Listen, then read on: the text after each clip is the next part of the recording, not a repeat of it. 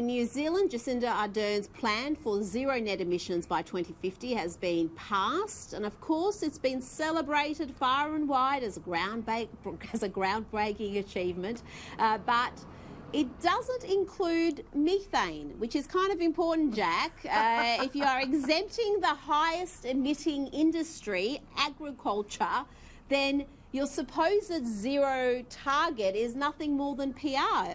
Jack, what do you think? Well, definitely. My understanding of how they will actually reach it is that they buy, a quasi-carbon credit trading scheme so that they buy their way to zero. And it's really a very deceitful way to tell the world that you're doing zero emissions, because that's not possible.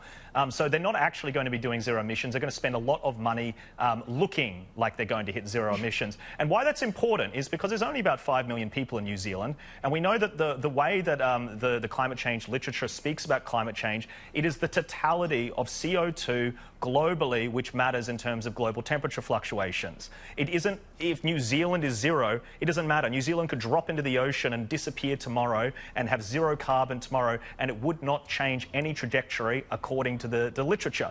But what it might do is it might put up power prices. So what I'm worried about is what will this do to people bordering the poverty line, and what will it do to their energy bill? And so it's the hypocrisy of that. They're still going to be producing carbon. And it's just like Daniel Andrews. Look, you better not have any paper in your administration if trees are the big issue. You've got to get rid of the demand. You know, you've got to get rid of the demand rather than just saying, oh, we're not going to source it from our backyard, because I bet you he's still getting paper imported into his state anyway. So you haven't really done anything. It's just virtue signalling on a global level. It's all very ridiculous.